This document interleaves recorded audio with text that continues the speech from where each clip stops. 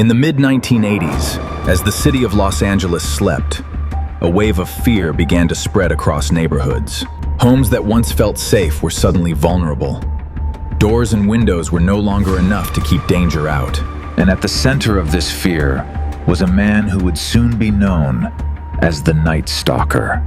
The truth about him would shake the world, a force of nature we never expected.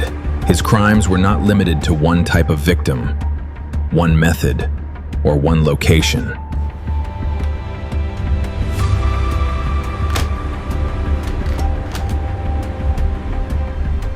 The lack of any discernible pattern made the situation even more terrifying. He could be anyone, and that's what we're going to uncover. The first known incidents connected to him began in the mid-1980s, but it was the following year that the frequency and intensity of the crimes increased dramatically. Los Angeles, a city known for its energy and movement.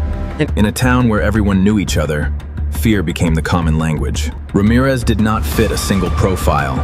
He moved across different neighborhoods, leaving behind little consistent evidence. Some crime scenes suggested burglary, others indicated targeted violence. This inconsistency made it extremely difficult for investigators to connect the cases initially. But over time, patterns began to emerge. The similarities in their methods of entry were undeniable, and these certain details. One of the most important breakthroughs came from a piece of physical evidence. A shoe print. The print was traced to a specific type of sneaker, narrowing down the possibilities. We need to find him. A tall, thin man with distinctive features. Someone who appeared calm, even during moments of confrontation. These details helped investigators begin forming a clearer picture of the suspect. Meanwhile, Ramirez continued. What made his actions particularly disturbing was the psychological impact. He didn't just commit crimes, he created fear. The randomness of his attacks meant that anyone could be a target. There was no clear way to predict or prevent his actions. The media began covering the story extensively. The nickname Night Stalker emerged, conjuring the public's imagination and fear. Every new report added to the growing. The urgency is palpable. Agencies are increasing patrols and sharing intel. We have to find him. Now. Then came a turning point. In August 1985, Ramirez left behind a vehicle that had been used. And in connection with one of the crimes. Inside, investigators found fingerprints. These prints were entered into the system. And for the first time, there was a match. The person finally had an identity. Once his identity was confirmed, his photograph was released to the public. The response was immediate. The face was recognized. Tips began pouring in, narrowing down his possible location. But it wasn't officials who ultimately stopped him. Around that time, he was seen and recognized in East Los Angeles. Residents recognized him from news reports. As he attempted to flee, a group of individuals chased him down, preventing his escape until police arrived. He was arrested. The capture brought relief, but also raised questions. How had he managed to evade capture for so long? Could his crimes have been stopped earlier? The trial that followed was highly publicized. Ramirez faced multiple charges, and the evidence against him was substantial.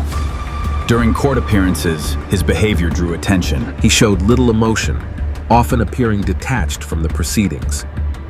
The prosecution presented a detailed case, connecting Ramirez to multiple crime scenes through physical evidence and witness testimony. The defense attempted to challenge these connections, but the information was difficult to ignore. Around that time, a final decision was reached holding him responsible. He was sentenced to death. The case of the Night Stalker left a lasting impact on the city of Los Angeles. It changed how people viewed safety in their own homes. It led to increased awareness about security and personal protection. But beyond the immediate effects, the case also highlighted the challenges faced by law enforcement when dealing with unpredictable criminals. The lack of a clear pattern, combined with the mobility of the suspect, which made the situation particularly complex. Even today, the story continues to be studied and discussed, and that's what we've learned. Fear can spread quickly, but communities can always come together in response. Because in the end, it was not just the investigation that led to his capture, it was recognition. And it was the actions of ordinary people who refused to let fear control them. The Night Stalker case remains one of the most chilling chapters in modern criminal history. Not just because Of the crimes themselves, but because of what they revealed about vulnerability, unpredictability, and the importance of vigilance. And even now, years later, the question lingers. If he hadn't been recognized that day, how much longer would the Night Stalker have remained in the shadows?